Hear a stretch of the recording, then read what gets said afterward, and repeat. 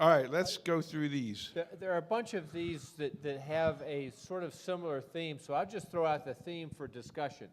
And it has to do with, in response to difficulties with flow or with crowding, is doing things out at triage, ordering stuff at triage, having a physician at triage, turning the waiting room into the emergency department, et cetera, and so forth. I will just to get things started, I will proffer the view that this is basically a tacit surrender of the emergency department to the inpatients, and we're just going to move our emergency department out to triage, and we'll have everybody there. We'll have everybody in the waiting room drinking their contrast with their IVs in their arms, and it'll look like you're serving margaritas or something out there. I personally detest the thought of somebody coming to my emergency department, they're going to get a $1,500 bill when I had to stand up and they just had their doctor-patient interaction at the triage desk and then sent on their way. Well, we're going to move out. So the next step is to move to the parking lot. We're going to just keep on moving out of our department because we've made it dysfunctional kind of thing. And then they just drive up in their car. You stick your head into the window. But some of you, I bet you have a good story of doctor in triage, because in California there's a group there that started that thing, and they think that although the devil's in the details, that it's been an effective thing for them to do. Have any of you found that to be the case? Yes, you're like a doctor in triage kind of thing. Obviously, it's a 2-doctor minimum ER, maybe three doctors. What's your ER volume? What's your yearly volume? We have, we're 100,000 between 2, we're about maybe 40 to 60, so. But the one, we're a single cover overnight, so you still go to triage. Pretty much every patient, if they're sick, I just have them bring them back to a bed and then see them there. Or I sometimes send a PA out, PA and I go see them when. So the bottom line is, some of you, and there's another doctor there who thinks it's worked well for them kind of thing, but it's just not a slam dunk. Well, Peter's right. I mean, but what are we going to do? I mean, we are surrendering the emergency department to people who don't understand our plight and how to make things better. So, I mean, if they would have just listened to us several years ago and when we said, just bring patients back to every available bed and just at least register them and triage them at the bedside when we're not immediately available. And if we are immediately available, just let us get to the patient. And still, they can't let us do that. So we finally just did an end around to say, fine, we'll go out to the patient. We'll go out to the patient and get things started. And tell you, it works great. Although it maybe is not the ideal solution. We've, over the last few years, have a plan in place to implement it at every single one of our sites, and we've done it at most so far with varying degrees of success, but most of them have been very successful. And we've dropped length of stays down. We've really improved patient satisfaction as well. Patients want to make sure they're seen by the physician, and they don't want to be in the department any longer than they need to be, despite what we think, oh, they're here all the time, they want to be here. They don't want to spend time with us either. So things have really gotten better, and we've also been able to cut staffing in those departments because up to 30% of patients are discharged directly from triage. Those urgent care type of visits oftentimes are discharged right there. So now, one thing I don't understand is if they didn't need any resources, why do they need resources if they get inside? There's a lot of patients that we see in our fast track that I will see from start to finish. No nurse ever gets involved, and they're on their way. So it's sort of a mystery to me how if they're at triage, I can provide the same quality level of care with no resources, but once Elvis enters the building, then the singing begins. Yeah, and the problem is when Elvis waits for a bed for 2.5 hours in the waiting room, and then you spend 6 minutes with him giving him the prescription refill, then they're unhappy. He just said a magic word. Elvis? No. Okay. How many of you hate the fact that inpatients board in your emergency department? Because the inpatient units do what? They don't take the patient until they're ready to. So what did he just say? Patients sitting in the waiting room. Why are they sitting in the waiting room? Because they should sit there until we're ready to see them. We used to have our patients sit in the waiting room, and the door-to-doctor time was 90 minutes. We looked at this, we measured it, we photographed it, we videoed it, we had meetings. We wrote memos about the meetings and had lunches about the memos, and yet nothing got better. It was still a door-to-doctor time of 90 minutes. One day we made a new rule. The new rule was patients come to triage, and from triage they come into the clinical area. And it doesn't matter if there's a bed for them or not. They sit in a chair. They sit in the chair near the doctor's station so that when Rick and I talk about our vacation, they come over and join in the conversation. All of a sudden, there's a few things that happen without anybody saying anything. Nobody owns a bed anymore. Since that patient's sitting right in front of you, now this other patient can come out of the room and that patient can go in. And suddenly, we are organized around the needs of the patient rather than around the interest of the staff. Our door-to-doctor time changed from 90 minutes, with just that one change, changed from 90 minutes to an average of 12 minutes. And it stayed that way for over the next 20,000 growth in volume. So it is true that if you leave them out in the waiting room, then maybe send a doctor to triage or out in the waiting room, or even better, out in the parking lot. But one option to consider is banning patients sitting in the waiting room. Bring everybody in. See, I think the bringing stuff out to triage in the waiting room is just using the real estate that you own. I mean, if you see them in your emergency department and say, I'm going to get XYZ test, go to the waiting room until it's back, and then I'll call you back, and then we'll discharge you. What's the difference if you do that from triage or from the back? That's the only real estate you own includes the waiting room. So some places, I think, are what we call bed-bound. They don't have enough beds in their ER, and most of the time it's because they hold admitted patients and all that kind of stuff. They just don't have enough, so they have to have creative use of things. There's a whole bunch in here, and I know you have some streaming. You put a bunch of chairs in the ER, do that thing, have them go to the waiting room once they're done so they don't own the bed. But I don't see that there should be a prohibition against a little bit of real estate that we own and we can use. Yeah. For the people that you bring back, you know, sitting at the bedside, sorry, do you have the same number of nurses? So now you have a nurse who's trying to watch 9 patients as opposed to just 3?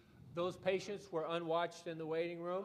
They're unwatched while they're sitting in a chair. But if they collapse to the floor, we get to them a little quicker. Well, I understand, but I mean, as far as, so you've seen all 9 of those patients, and now you have the nurses trying to start 9 IVs and set 9 labs off and do all that sort of stuff? Or, I mean, that's one of the things we end up with holiday patients. That ends up being a limiting factor. You now have a nurse who's now trying to do 9, trying to take care of 9 patients, and as a result, loses efficiency. What we tell our nurses is that they can only do what they can do, and they can't do more. And if we get ahead of them, we get ahead of them. If they get ahead of us, they get ahead of us.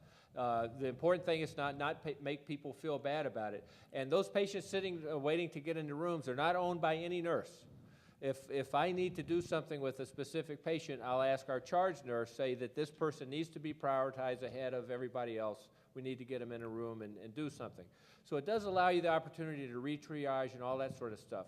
But So you've just moved your waiting room to your main treatment area. Yes, right in front of it. But there's a broader issue, at least that we try to play out, is we try to cling to what we think the vision of emergency, at least at my place, we try to cling to the vision of what we think the way things should be. And we don't succumb. So that administration would love it if we just moved everything out to the triage room and gave the inpatient service our entire emergency department. They'd be very happy with that.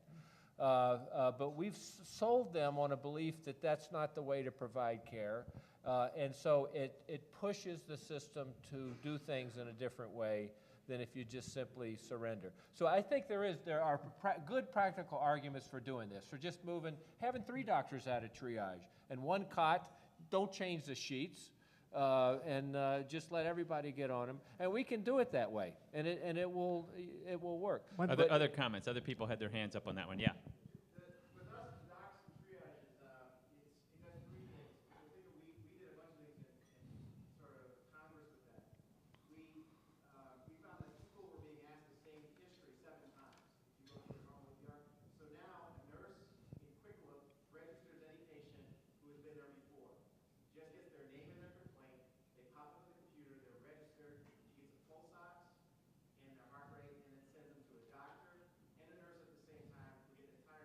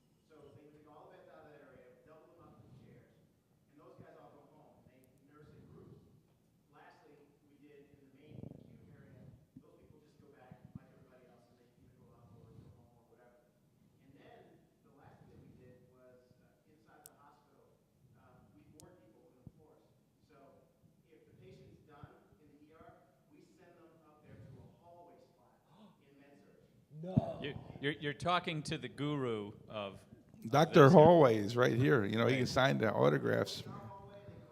Well, you know what I like about putting a provider, particularly a physician, out of triage as well is you now have, Peter, I like what you're doing, and never use the waiting room. I think the waiting room was designed for families and visitors, and if you have every bed fully of nowhere to put somebody, I guess you have to go out there. But there have been some EDs in the country that have gotten rid of the waiting room, physically doesn't even exist, so they have to bring them back. But what I like about physician and triage is there is a physician assigned to those patients the minute they arrive at triage. When they go to the back and sit in a chair, if all the docs are backed up and busy, everyone's looking at the patient, you're right. You detect the person who's decompensating quickly, but nobody is being accountable for that particular patient. As patients come in, we designate them to specific doctors so that I do own certain sets of patients. Did you have a comment?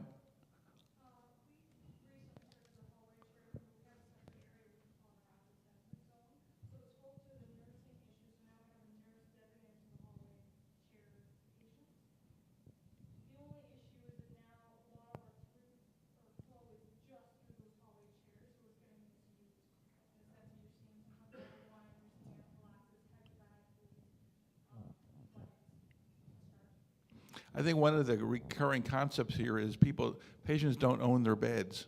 This idea that as soon as you're placed in the bed, you stay in that bed till your entire visit is over, your lab's done, those kinds of things is really fundamentally problematic. People need to be able to be moved out or waiting for your x-ray, have a seat in the chair over here, they'll pick you up for your x-ray. The bed was used so that you could examine them in privacy, but now that that's over, you're out of that bed, you don't own it anymore. One question about nursing. In New York State in 1988, 20,000 nurses were graduating a year. Now it's less than 5,000. So if anyone here is a nurse, would you please stand up so we can bid on your services? And the high bidder gets you. You had a comment. We just instituted streaming as well, which the whole patient on the bed. The next step, which we're instituting, is it will start to apply to admitted patients in a way to try and force our surgical colleagues, medicine colleagues upstairs to start from the patient. So if their patient is ambulatory and that patient is admitted and waiting in a bed and emerge, they will be moved to the ambulatory section. So, i.e. an appendicitis, that's high morphine, but perfectly capable of sitting, doesn't know where the visualizer. So they are not happy, but hopefully it will start moving them upstairs. Does that patient need a seatbelt if they're sitting in or have had morphine so or do you take the appendicitis? whole? So for the patients that are seated in chairs, do you take your history and maybe do limited physical in the chair? No. So you move them to a room as soon as one's available. You've just moved your waiting room into the emergency department. Basically. Right. And it's the same thing as Peter's talking about. They're there, they can see us, they also, so there's several factors, they can see how busy the rest of the emergency is. Right, very important. They all learn you got to tell them your pain's an 8 because that'll get you into the room faster. That all goes around. Right. Tell them That's right. it's an 8. But I take it one step further. If you're going to put somebody in a chair, offer them the opportunity. I can wait to examine you and start your care when we get you a private room, or I can start right now. I've trephinated toenails in the middle of a busy waiting room. If you want your care done now, I can get you out of here. But if you want privacy, it may be a couple of hours. One Actually, quick question. Does anyone want a pay raise? Would anyone just like a pay raise? How about $40 an hour? This is a way to look at it. Does everyone know what their left without being treated rate is in their emergency department? Ours have all gone down. We've implemented this. And here's just a general scenario. The numbers are roughly correct. If you've got a small department and you've got 5 docs, you've got 8-hour shifts, 3 8-hour shifts a day, and every doc sees 2 more patients a shift, just 2. That's all we're talking about. That basically equates to about $40 extra an hour for everybody. And if you're looking at the average collections at about $100 per patient. And so instead of saying, wow, that extra patient left, I'm so glad, or wow, I never knew those 5 patients were even here because they never made it back here, if you can capture those visits and get your left without being treated rate less than 1%, you all deserve a pay raise. Just one point about bringing people in. It's messy, it's ugly, and switching people in and out of rooms. For those of you that actually do want to try to implement moving people up to hallways, you must first put them in your own hallways. If you move them from a nice room in the emergency department where there's a TV and there's a computer where they can serve the internet, and you move them from there to a hallway, that you're going to get so much blowback from administration it'll end tomorrow. So we specifically, when we're crowded, we will specifically move our inpatients to hallways just so they get used to the pleasure of being in our hallway. And they're now very eager to go upstairs and to be in the hallway upstairs. So having your environment be sort of ugly is helpful to moving these things along?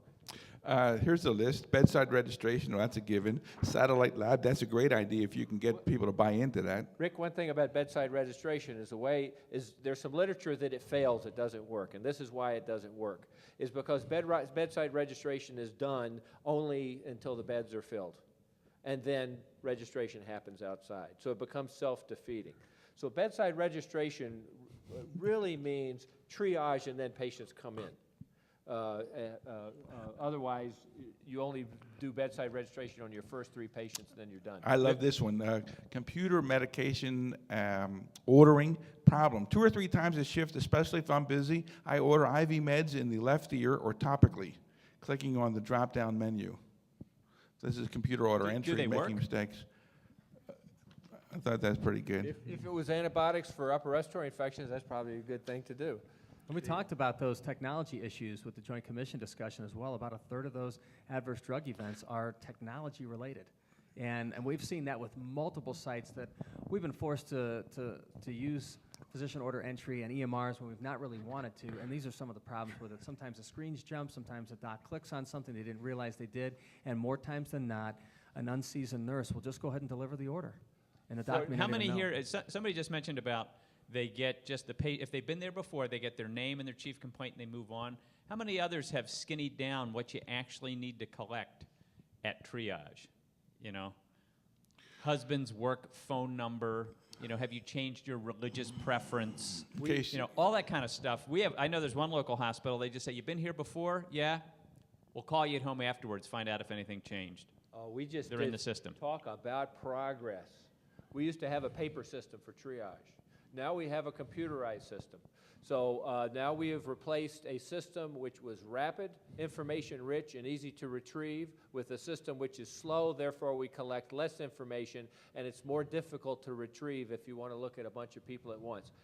And our triage time has gone from a door to completion of triage has gone from an average of 6 minutes to 12 minutes. So I'm not talking progress. about triage, I'm talking about registration. Yes. Yeah, registration. Oh, registration's fast. We do a quick reg. I'll tell you this, none of this stuff is, well, some of these things are new, but this concept isn't new. Okay, when I trained at Charity, everybody who got there, even if it was their first visit, got this blue card. It had their name and it had the Charity hospital number on it. And we had addressographs back then, and that's how we did all of our labs and requisitions for everything. If you showed up and you had a blue card, you got a quick triage, you went to the back anyway, and you were ready to be taken care of. You didn't need a bunch of demographic information to start ordering things. And you could even use somebody else's blue card. You It was could. No Well, problem we used to solved. collect them and trade them. I had like 10 Michael Jackson cards. I don't know if any of them were the real Michael Jackson, but we had all kinds of good cards. We'd trade them. They were fun. All right, what else we got here? Anybody? Somebody had their hands up here somewhere. Yes. I just wanted to know if those people who are using EMRs, whether you like them. No. All right, let's see the hands of the people who like them. Come on, somebody likes them. There you go. How many, well, let's do this. How many is it faster for you than it was before with the EMR? How many?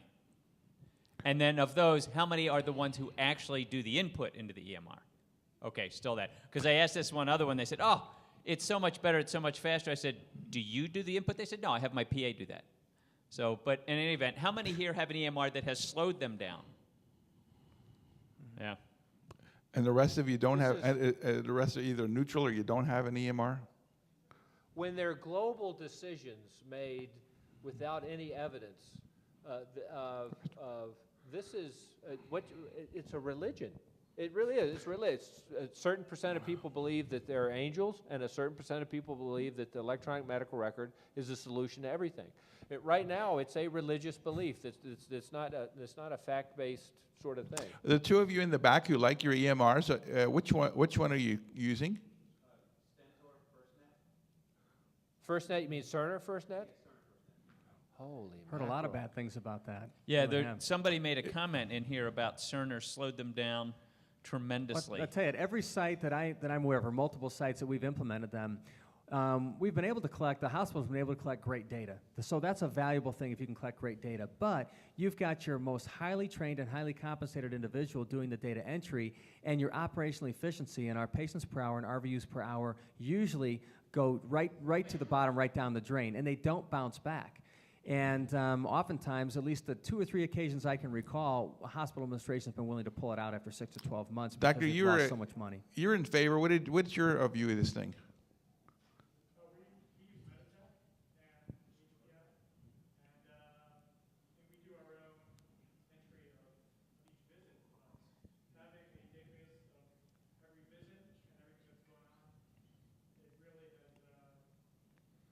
Do you do your history and physical in this machine?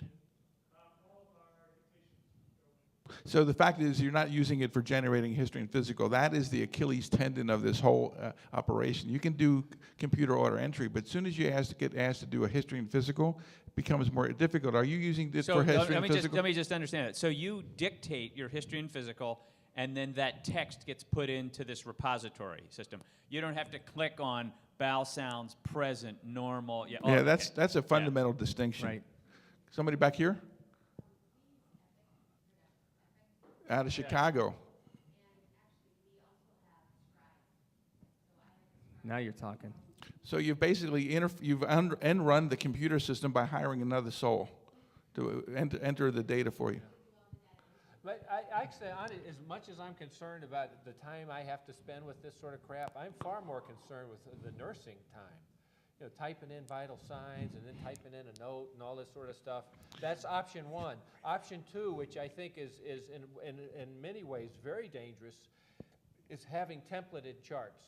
Because then everybody becomes the same. You take a color picture and it becomes black and white. Every sprained ankle's the same. Every chest pain's the same. You can't distinguish one person from another. In terms of information retrieval, it's very easy to look through a paper chart. The handwriting is different. You can look at here are the vital signs, and here are the fluids given, here are the meds given. You can see how the patient interacted and whatnot.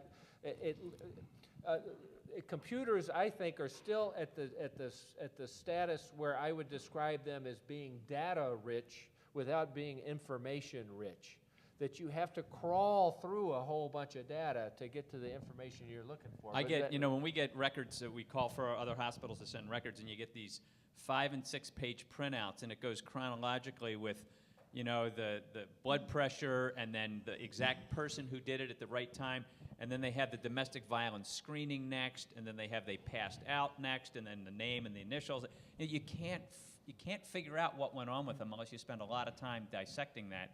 Whereas, as much as I hated the old handwritten stuff, sometimes that gave you the meat of it, and then you had to search for other details as you needed them. Peter brought up a great point, too, that what is the quality of that physician portion of the medical record when it's put in an EMR? And we've had some real issues with things documented that have come into question from a compliance standpoint. You've got somebody there with a great toe perineal abscess, and all of a sudden you see in the medical record you've checked their ears and they had a rectal examination. I mean, what's that all about? But it got coded, it got billed out with complexity and those items being checked off as physical examination findings as well as whatever else, and they're not accurate, and it's fraudulent. So we've had some real issues. There's one place where over 90% of their fast-track patients, sprained ankles, wrist fractures, whatnot else, had a complete cardiovascular exam and fundoscopic exam. They were looking at the fundi of people with sprained ankles. There's no way. And some of those people probably had glass eyes. The beauty of some of that is that things that you do routinely and by rote can click through it, and that can be real fast, which is also the disadvantage to it. I'll tell you one quick medical legal case had to do with somebody diving into shallow water, bad neck pain, 4 extremities go numb. If there's anybody in here who doesn't have a little bit of sweat on their brow and stool in their pants, they don't understand how bad this can be. And everything about it is documented up to the hilt, immobilized through every stage, neck scan, head CT scan, immobilized for this, immobilized for the transport, everything done. And they had a really bizarre complication at the referral hospital. They'd actually dissected one of their vertebral arteries, and they died. Really weird stuff.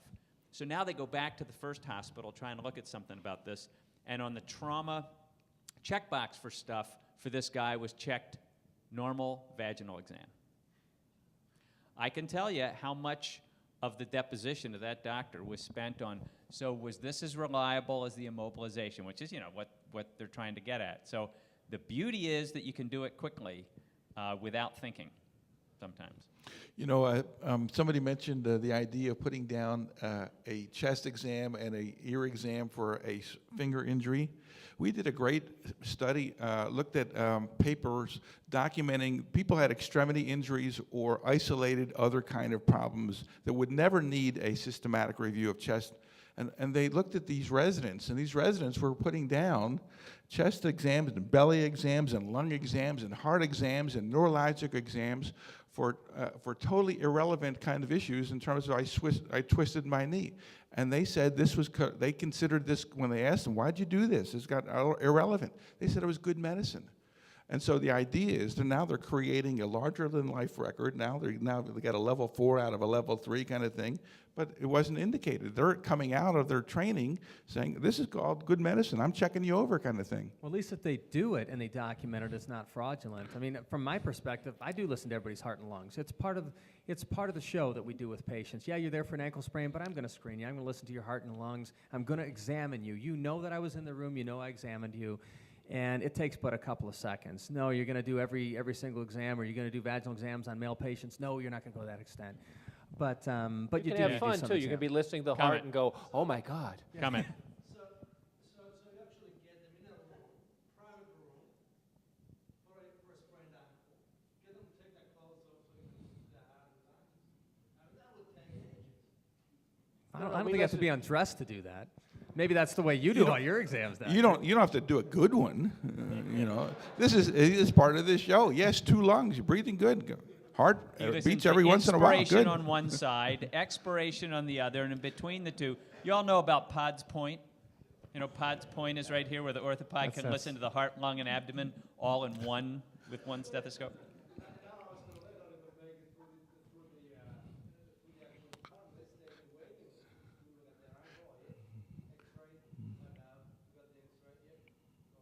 Be careful now. There are orthopedists here, so they're at the striker meeting, which is down the hall. So if you hear somebody walking behind you and you hear this shuffling noise, it's their knuckles dragging along the floor. Yeah, but they don't ever hear That's an anybody with orthopedist, so be careful what you But say, Rick, please. they don't hear anybody with a different opinion anyway. They'll never hear any of this. All right, moving on. What's this black belt Sigma stuff? What is this? Somebody made their ER better. Now, do you have who wrote that? I'm only kidding. I've heard about that stuff. So, have you made it? It's a big deal project. Takes a long time, 6 months, a year, kind of thing. It's been going on for a year. A year, and you have a before and after kind of snapshot. Describe what it is. What? The hospital hired a black belt expert, Six Sigma, to revamp the ED to help us basically come in and tell the hospital everything that the group has been telling the hospital for 10 years. Yeah, you can go to another hospital and tell them what to do. You can be a consultant for them, but you can't. Right. When they pay a guy a couple $100,000, he says the same thing, but writes it down, then he's the genius.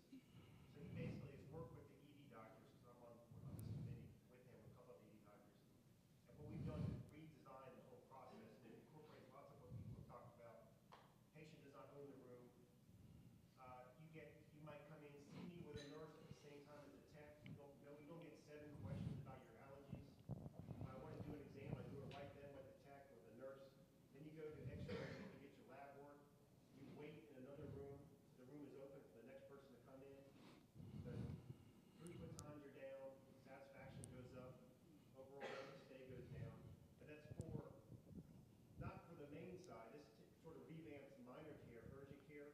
It takes level 3s, which are the abdominal pain and other things that are not obviously, it said ESA triage, 5-level triage. It takes 4, 5s, and 3s, and they get seen right away by the doctor, which, everyone always says, why'd you go to the ER? To see the doctor or the PA, because we work with doctor and PA together.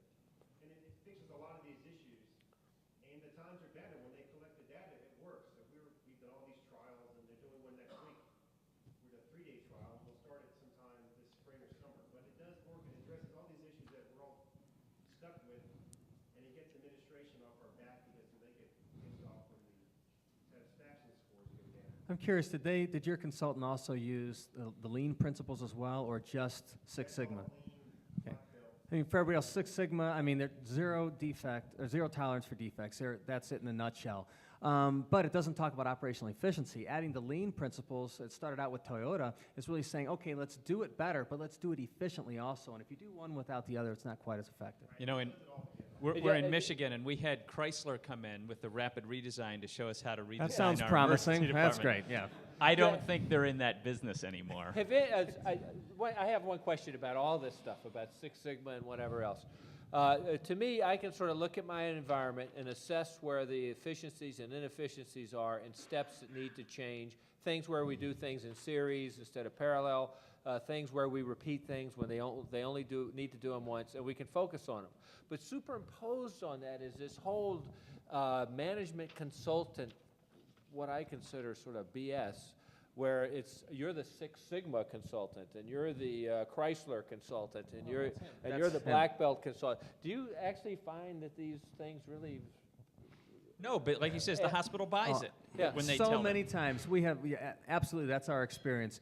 We have a significant amount of experience with operations, and sometimes we get administrations that are very, very good with us and will take our instruction and work with us on fixing some of these things, but many times that's exactly what happens. Talk about an operational fix for a problem for 2 years, and then the consultant comes in, spends a week with the department, and they've got a great idea. Let's try bedside registration. That's a great idea. And it's all of a sudden, after they paid the big money and got a business card, that's a good idea. But when it was free from you, it was not valuable at all. Remember, a consultant is someone who tells you what time it is by looking at your watch. Yeah, but I respect the most, though, is the CEO and the COO that will listen to you, not believe you, so they get an outside consultant that says the exact same thing, and then after they leave, then about 3 months later, they get another consultant to come in to say the exact same thing. So the way they cure the problem is what they feel the deficiency is in the environment is you have a consultantemia. And they just need to have a consultant there to make them feel better. They're not ever actually going to do what the consultant says. But they'll keep bringing them in to say the same thing. That, if you have that sort of administrator, you're in nirvana. One of the things was that we've been pushing for years to get inpatients holds out of the ED because they were taking up beds no one could come into. And we showed them literature that these are safe, there's no bad outcomes when people are held upstairs. And they finally agreed, after years, starting next week, that they would then take the patients out of the ED that are holds and put them on the floor. They had an argument for every time we came to them with this suggestion. They finally agreed. Because the whole point of the intake process, we call it intake, whatever, lots of people have different names, it fixes the front end. If you don't get them out of the ED, you're only fixing half the problem. And part of that was, when all the beds are held, you can't get anybody in. If any of you are just about to do this, let me hook you up with our, just for a phone call with our inpatient nursing supervisor, because she'll give you a short list of very practical tips that prevent the oh my God, the sky's falling down reaction when the first time the patient goes upstairs to the hallway and they need to use a bathroom, and nobody's thought through which bathroom they're going to use, and so the whole world unravels because of that. Peter has a website where they basically list their protocols and what they do, and you send people flowers. Where do they put them if they're in the hallways? Stick them up their bed rail. No, he does. What's the name of your website there for this? It's a very tricky name, hospitalovercrowding.com. Yeah. Hospital management agreed to do that for the patients on wards, and it was overruled by the nurses' union who said it wasn't safe. And they didn't seem to be worried about the nurses looking after patients always in the ED. If that's true, that's the first case in the world I've ever heard of. I've heard of many cases where they refuse to consider it in anticipation of we can't do it because the nurses' union will say no. But if you actually tried it and they went to the nurses' union, it's interesting that the emergency nurses are not in the union. They're in the union, but then the union doesn't care about them because there's much more than Yeah. It's like the hospitals lose its virginity. If you have patients in the hall and the ER, then why don't you have them other places? The nurses in the ER belong to the same union. They can make the same gripes, as the people on the hall, but they just say, we're going to contain this catastrophe to the emergency department and not contaminate the hospital with the rest of this thing. I could believe that that's true. I could also believe that you could change that. I think overall, when you look at healthcare professionals, I believe this is much more true of nursing than of physicians, that if you give them the right information, they will come up with the right solution. Doctors, we have too much greed that sort of blinds us to what should be done. But nursing, I found if they're approached in a certain way, they have a very different view about this. And if they realize, your hospital administration really realizes that this is a hospital problem, not an ED problem, then you're going to maybe make some progress. But if it's always, no, it's an ED issue, that's the first place you need to change the culture.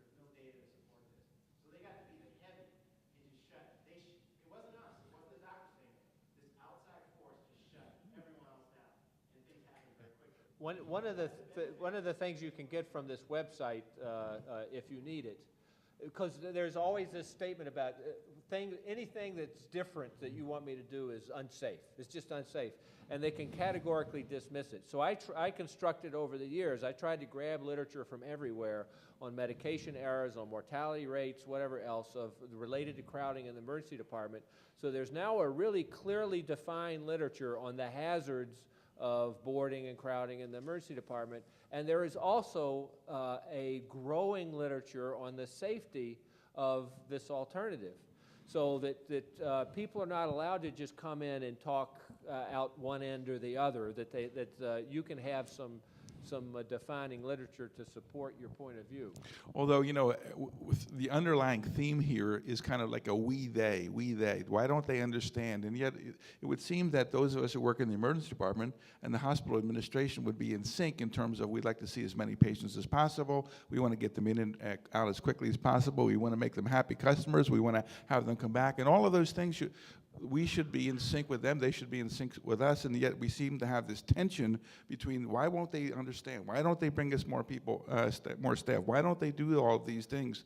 And I personally think that the most empowering thing that you can present to your administration is a number that they can give you. What do you collect for every patient who goes home from your emergency department? Does anybody know in this room, those of you who work in the States, what a patient who goes home contributes to your hospital in terms of what do they collect for each person who goes home, not admitted patients, too complicated, goes home? What's a patient worth?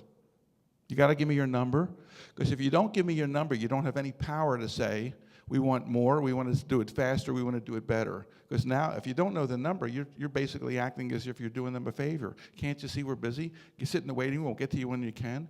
At our hospital, every patient goes home, we collect $600. No business collects $600 in 2 hours or 2.5 hours. No business collects that. So and if your number is 400 or 300, the numbers are compelling. You will not let people go home without being seen, because that person just went home without being seen with $600. You can't tell me you can't afford another clerk who gets paid $18 an hour when one patient for a 2-hour visit is worth $600. So if you start talking their language and the number comes from them, ask your CFO, can you tell me what we on average collect for every patient who goes home? Once you know that number, you have extraordinary power to talk to them about the value of the emergency department and why everybody needs to do good down there. The other thing is you need to understand hospital accounting. I just made the suggestion to our CFO they said, well, we need to leave these patients in the emergency department. You know, if they need to be there 12 hours, all that kind of stuff. I said, I understand. You can't fix that inpatient problem. Just accredit to the ER budget half of their first day DRG. Right. And then we can hire enough nurses and clerks and techs to staff them, you know, 1 on 5 or whatever the ratio is on the floor. I said, if you can't do it and you're going to use the emergency department that way, then just change the accounting within the hospital because you have the power to do that. All of a sudden, problems got fixed on the floor because nobody wanted to do that. Actually, you know, if CME in the U.S. wanted to do something for us, they would say, if you have been admitted to the hospital and you're not in your bed within X number of hours, we don't pay for the first day. These problems would be fixed tomorrow. Or if the Joint Commission had that as a standard, said your hospital won't be credited unless you move patients once the decision is made to admit them within X hours, like that. Well, that's needs to change. the English system has a 4 hour. Is it 4 hours in England now? They have to be out of the ER and admitted within 4 hours of the time of their arrival. And basically, if they don't, there's like some draconian kind of things that happen to their ER, so they do it. They're not completely worked up. They don't know every answer kind of thing, but they do get them out in 4 hours. One thing we haven't mentioned, which I think is one of the most wonderful scams ever perpetrated on healthcare. I went down as a consultant once to a southern state to look at an emergency department. They had a new director there that they already wanted to fire. And the reason they wanted to fire him is because his patient satisfaction scores had gone from the 86th percentile to the 13th percentile on a measure of physicians. So I went down to look to see why this, they were invited me down to look and see why this was, he had created such disastrous problems in the emergency department. So I looked at this, and it was one of the most instructive visits for me I've ever had to a place. His score, the average score for the emergency department, now remember pain scale on 0 to 100, what's the minimum clinical difference that's important? Is a 15 millimeter change out of 100. Now, in this emergency department, he was at the 86th percentile when the score was 92. He had plummeted to 89, going from 92 to 89. Now, remember, this is a 1 to 5 scale, which is multiplied up to a 100-point scale. So basically what he did was his department went from 4.5 to 4.5. And for that, they wanted to fire him. And when you look at these things, what becomes clear is several things. One, all of us in this room get scores that are almost identical to each other. But because if we're all 5'11", some are more so than others. So you're a nanometer taller than me, well, by God, you're in the 90th percentile, and you're a nanometer shorter, so you're in the second percentile. And so this is all around a very, very narrow curve. It's non-parametric data that they use parametric statistics on. The primary question is, does any of this matter? Do actually people come back because, you know, this comes from selling cars, is you're more likely to come back and buy that Chrysler if you were really happy with the salesman before. So is there any evidence? I can tell you that in our emergency department, we went through a long period of time where we were at the second percentile. Our volume went from 25,000 to 50,000. I don't know what we had to do to piss people off. We tried, but we failed. And then as soon as we moved people in from registration, boom, we went up. But when you look at these patient satisfaction scores, I don't know if in your environment you have to fire somebody if they don't, or they're counseled if they don't get patient satisfaction scores. But what a scam this is. It's just, there's no basis for it.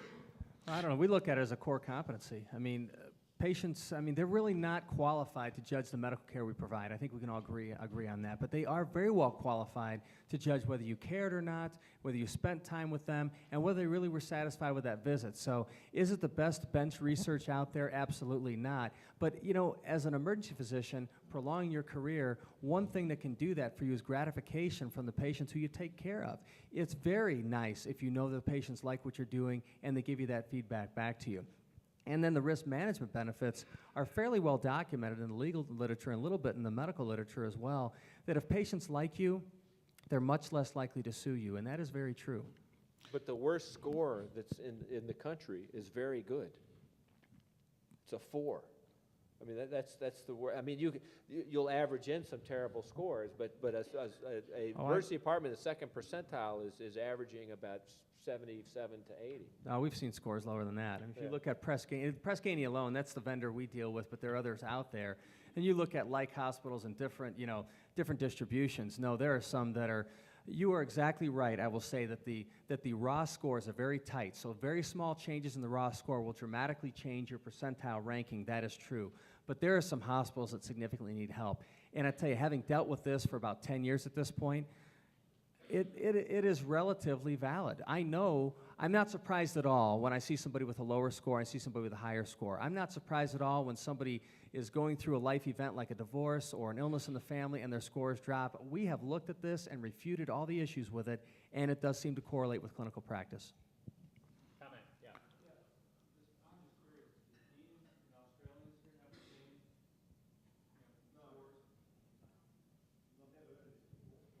So this is for those who don't have these Press Ganey things, what happens is that after a selected group of patients are discharged from the emergency department, they get a survey in the mail, and they're supposed to rank all kinds of things, how satisfied they were on a scale of 1 to 5, 1 very unhappy, 5 very happy.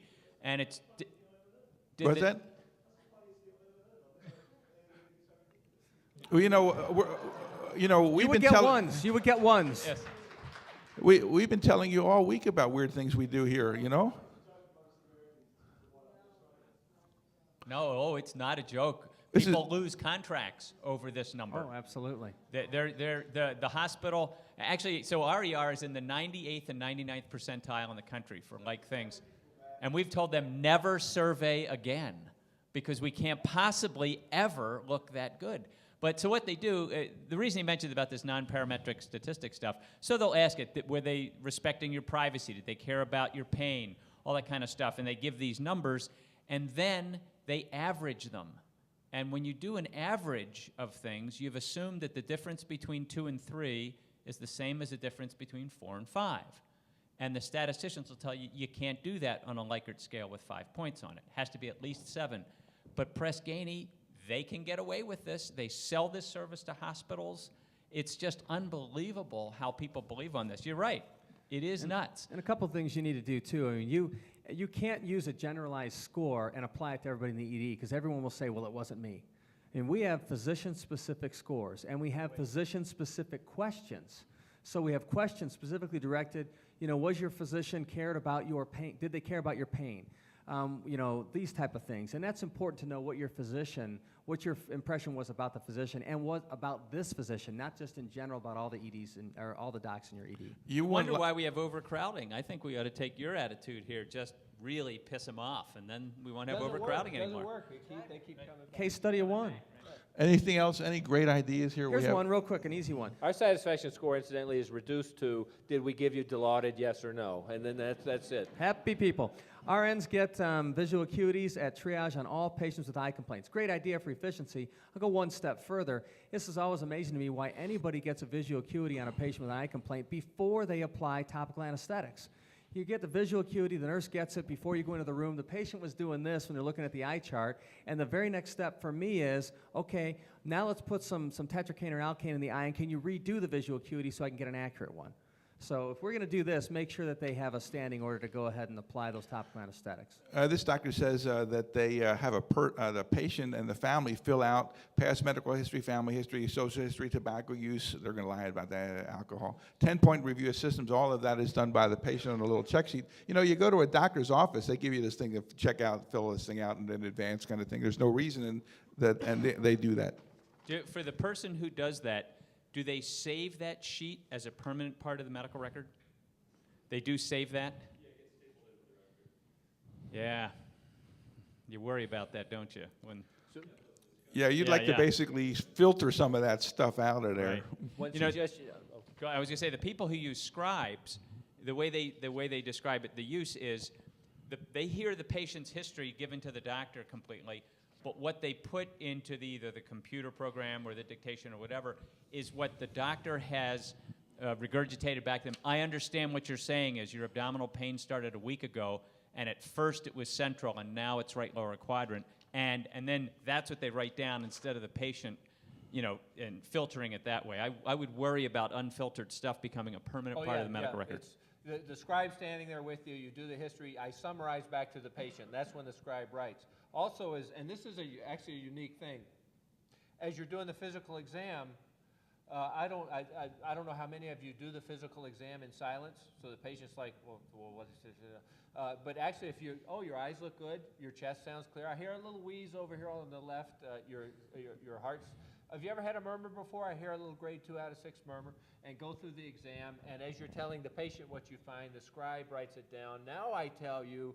And this is a new one too. You actually tell the patient what you're going to do. I'm going to get some blood tests on you to check related to your belly problem, and we're going to get a CAT scan of your abdomen, and so you're going to have to drink some contrast. As I say that, the scribe writes down everything.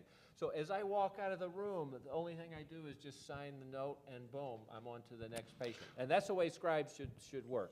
How many of you have scribes? Look it. 3 hands. Come on, let's do that one more time. Let's see the scribe hands. 3. How many have 4, medical 4, students, 4, okay. residents, all that kind of stuff? The other scribes, the unpaid scribes, right? So those of you who don't have scribes, this is okay. The 3 of you who have scribes, this is now the time for your testimonial. Come on, let's tell them about scribes. Let's tell them how great it is. Come on. You have to do it fast. Well, go ahead. Well, scribes are great because our computer emergency medicine record system slows it down, like everyone talks about, and dictation to that. When we went to the administration and said, everyone else is using scribes, they can be very effective in this. They said, we don't think so. We have the Black Belt Project, and what did he say? You guys should get scribes. So the group hired its own scribes. Does this guy come in with a kimono and He weighing just, 400 you pounds? hire kind of thing, somebody you to come in and kick him in the head. He's a one genius, that time. guy. That would do it, you know. The administration pays for him. They listen to him. He has ways he can get stuff done that I can't get done when I go to ask. Who else had the scribe hand up? Come on, you got to tell us how good it is.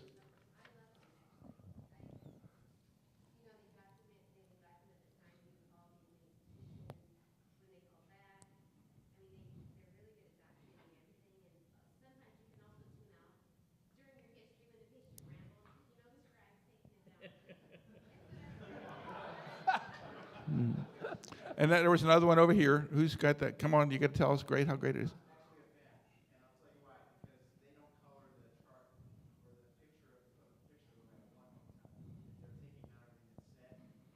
Because the way I tell the story has to support. Well, that's why maybe you ought to reconsider doing it the way Neal said, so that.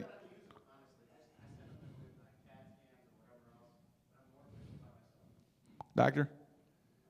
I'm a PA, so I don't get a scribe, but the docs have a couple to share amongst 4 or 5 of them, particularly for those who really struggle with the testing. Scribes, honestly, are no-brainer, and it's one of those things that it would make you move much more quickly, efficiently. It would make your life less stressful. When our scribe doesn't show up, one of our doctors who's, in his mid-60s, he's basically rocking in the corner with his thumb in his mouth, going, oh God, where's the scribe, kind of thing. In terms of it's a lifestyle thing. It just makes your life so much better. You have a 25-year career here, and you basically need to pace yourself. And scribes, they cost between $10 and $20 a piece, kind of depending on who you're getting. That's an hour, Rick. An hour. Yeah, you said a piece. Oh, that's an hour. Yeah, we pay our scribes $18 an hour, pay them as independent contractors. They come in a 12-pack. 2 of our scribes are doctors. They were trained in some third world country. They're trying to get their American license kind of thing. So they know how to do the charting, 10 levels of service.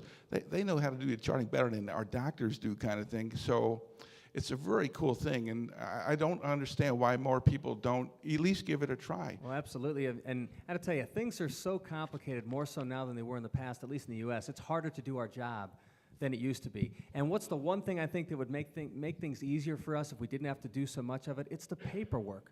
It's all the regulatory stuff in the paperwork. We've trialed this at least 2 sites, and I'd love to generalize it, and we're considering it right now, but the 2 sites are fairly successful, but we extended this beyond just a scribe program to a flow tech program. They do the scribe function, but they also work for the docs, not necessarily the hospital, and they make sure the doc has everything they need. Your labs are back on this patient. I know exactly what you need for a suture setup. It's there and ready for you. They're driving the care, pushing you where you need to be, and that's really helpful. Yeah, Now, scribes are. If you're a perfect doctor, scribes do not help you. financially. And it's a cost to have them. So you lose that $80 for the shift or $100, however much it costs. However, if you've ever been guilty of leaving out something in the family history or social history or review of systems, that's one of the things, that's one of the functions that's well documented that they're trained to do, just to remind you, but doctor, you forgot to get a family history or whatever else. And they're trained when to do that. They're not pushing you for that on sprained ankles, but for belly pains, chest pains, and whatnot, they remind you. And so you don't get those down codes because you forgot to check a It's box. not a scribe. Scribe's not the right term. It's a personal human assistant. Doc, I got your x-rays up on the, they have these electronic systems now where you have to find the patient's name, put your code in, well, they have the x-ray up for you. Just go over and take a look at it kind of thing. It basically facilitates your work, makes you move quicker, more efficiently. Your life is better. You're less miserable. Who else has got great ideas? There's so many ideas here. Anybody want to really get out what they think's a huge thing we hadn't talked about yet? Come on. They want to get out of here. Not even close. Scribes, I mean, what about dictation? Is anyone doing dictation? Is there any systems out there that are working now? We do dictation. We do it 100% of our sites. Dictation is really important to us. The specialists sit down and they dictate everything that happens in a hospital. We have to sit down and write everything that happens. So dictation has never been available to us. There are dictation systems that Oh, sure. I know at the University of Michigan, the dictation's done immediately, and it's all done in India. Well, the other thing, too, Voice is... files go, they come back, it's done. What's that? Are you next? Well, the scribe, they can do the dictation while you're off seeing patients. They can, as he said, set up other things, pull up old records, make phone calls, get family back. They become your assistant in addition to just manipulating the system. And for those who have to use an electronic medical record system, they can be the interface instead of you. I mean, that's... All right. Pick a good one. Oh, fast track. If you have, is there a particular volume at which you think? You want to use a microphone? Is there a particular volume at which any of you think a fast track should be an automatic part of the? Yeah, I'll give you the number. It's 30,000 visits. It does not work below 30,000 visits very well. You get above 30,000, and you can do a lot of great things there. You can put a physician in triage. It kind of works a bit better there. And if you can offload with a fast track, we've tried it multiple times, and that is right where the cutoff is. One thing I found remarkable looking at a bunch of different emergency departments is how many emergency departments have a fast track that they let unravel because of volume from sicker patients. They let those patients take over the fast track, and then boom, you don't have a fast track anymore. No, you have to commit to the fast track concept. The doc can't say, I'm not as busy, I'm going to go help out in the ED for a while. You have to be committed to the concept or it will fall apart. Dedicated doc, dedicated nurse, and dedicated, whatever you want, tech or whoever. So should we pick the winner here? Now remember, this is They're not all winners. This is not based on quality. Okay. This is random. So the person who gets free stay here for the whole week plus the next mortgage paid is Tina Weber. Congratulations. Hey, Tina. Congratulations.